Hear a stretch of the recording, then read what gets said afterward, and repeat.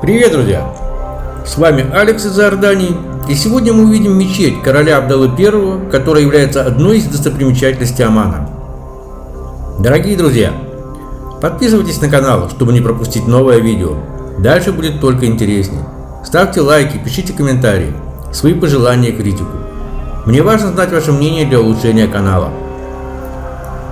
Мечеть короля Абдаллы I называют одним из самых прекрасных образцов исламской архитектуры страны. Эта мечеть была построена покойным королем Хусейном ибн Талалом в честь своего деда, основателя иорданского государства короля Абдаллы I. Абдалла стал эмиром в 1921 году, а после провозглашения независимости Иордании в 1946 году королем. Но его деятельность неоднозначно воспринималась в арабском мире, так как, заключив ряд договоров с Великобританией, он превратил страну в английский плацдарм на Ближнем Востоке, а также поддерживал отношения с Израилем. Абдалла I был застрелен в 1951 году на пороге мечети Аль-Акса во время пятничного намаза.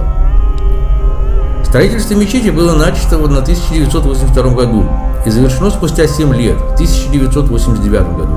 Эта мечеть с двумя минаретами превратилась в один из символов Омана. Ее голубой мозаичный купол виден со многих точек города. Восьмиугольный главный зал мечети увенчан куполом диаметром 35 квадратных метров и высотой 31 метр. Роскошно оформленный главный зал вмещает до 7 тысяч верующих. Еще 3000 могут молиться во дворе мечети. Женский зал, украшенный более сдержанно, рассчитан на 500 человек. Общая площадь мечети составляет 18 тысяч квадратных метров. При мечети имеется музей, в котором выставлены небольшая коллекция фотографий из личных вещей короля Абдаллы I. Также здесь имеется художественная галерея, в которой представлена древняя керамика, монеты и каменные гравюры. Мечеть короля Абдаллы I является единственной мечетью, в которой допускаются туристы, не мусульмане, но при этом следует соблюдать ряд правил. Приходить не во время молитвы, женщины должны одевать абайи, которые выдаются тут же, и прикрыть голову платком. Также здесь мне понравился сувенирный магазин при мечети, где, как оказалось, один из работников неплохо говорил на русском языке. Как он сам сказал, он учился на Украине. Здравствуйте, я Хасан из Иордания. У вас объяснит, у нас такой иорданский мозаик.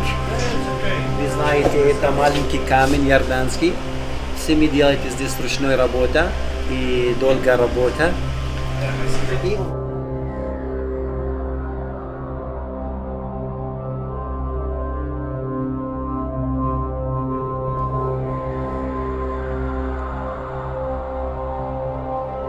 У нас тоже иорданский камень. У нас в Иордании находится Вади Ром Бетра, где Бетра. Он светит, когда ночь. Это название камень авантурин. Он дает энергию, очень хороший. А мы делаем от него серебро. Серебро, очень красиво, иорданское серебро, название камень авантурин. И у нас еще второй камень, название золотонит. Он поменяет 5 цвет. Такие.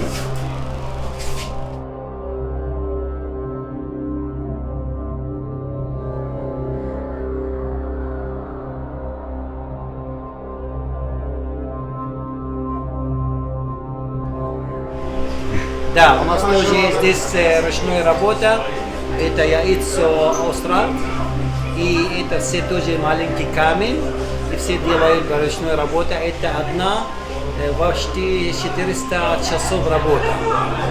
С Иордания. Все ручная работа. Это настоящее яйцо. Да.